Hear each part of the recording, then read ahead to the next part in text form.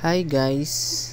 Dahil nagpunta ako dun sa likod ng bahay namin, nakakita ako ng nyug-nyugan. Ang tawag nga po pala sa amin dito sa Quezon ay nyug-nyugan, pero sa ibang lugar ay lubi-lubi. And guys, bago pa lang siya tumatalbos. And guys, kukuhain ko na siya. Yan, nandulas nga dyan sa likod. Maputi kasi dyan, buti na lang at madaling kuhain. Mababa pa kasi yung puno niya hindi katulad nung pag malalaki na ang puno, mahirap na talagang kuhain. And guys, nakuha ko na nga siya at papunta na ako sa bahay para gayatin ko yan.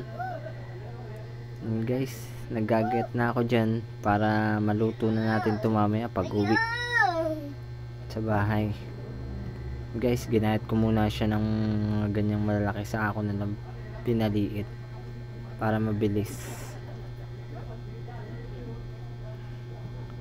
Nga pala, para paborito nga pala ito ng aking mga kapitbahay. Kasi guys, masarap talaga to Sabi nga nila gamot daw ito sa gulay na to.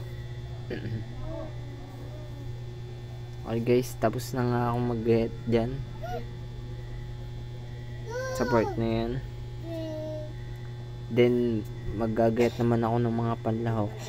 Bali guys, kanya-kanyang version nga pala ng pagluluto dito. Pwedeng ginataan, pwedeng ginisa, basta kung ano lang trip mo. Okay guys, nagpainit na ako ng baboy at puso ng manok. Yun nga pala nila ako guys, kasi favorite kong toppings talaga yan pagdating sa mga gulay. Okay guys, nalo-halo ko muna. Syempre common sense na yun, kailangan muna natin siyang medyo papulahin at palutungin para medyo crunchy pag kinain natin siya. Okay guys, ayan, mapula na. Pwede na natin ilagay yung sibuyas at bawang.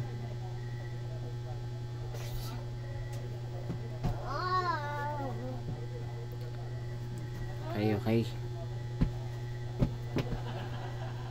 Yan guys, lalagay na natin sibuyas at bawang. Then papulahin din muna natin siya bago natin isunod yung kamatis. Halo-halo lang muna natin guys siya, para medyo umamoy din yung bawang at kamatis. Ayan. Okay guys, gigisa muna natin siya, then imimix natin. Pagkatapos nating imix, halo-haloin lang siya natin. Then pag medyo natutunaw-tunaw na yung kamatis, saka natin isusunod ang gulay. Okay guys, halo-halo lang. Cherries.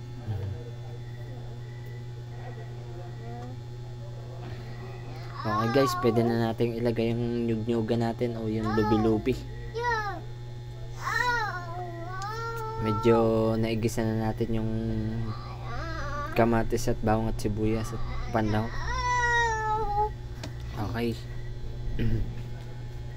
Lagay na natin siya guys.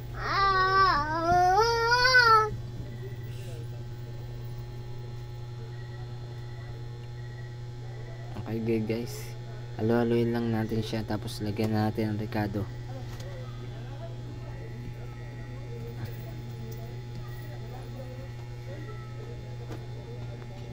Pasensya na pala kayo guys, sa boses ko medyo posong ngayon kasi gawa nakakalala mo yun. And guys, lagyan natin ng bawang at ng paminta at magic syrup. Then yung aking special na panlagay, yung oyster sauce, then toyo. Tapos lagyan natin siya ng kunting tubig mamaya. Then takloban lang natin siya guys, pakuluin, halu-haluin. Mamaya guys, matitikman na natin ang pinakamasarap na nyug-nyugan sa Quezon. Okay guys, ayan na nga siya. Pwede na pakuluin lang natin siya, haluin. Okay guys, mukhang mabango.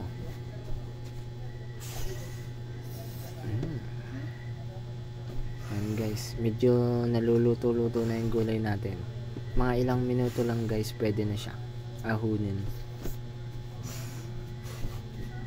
Then mag-add tayo ng konting suka at saka sugar.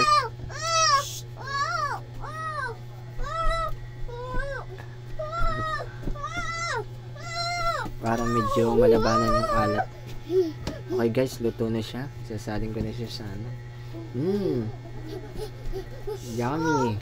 Pwede na siya. Taob na naman ng kaldero nito.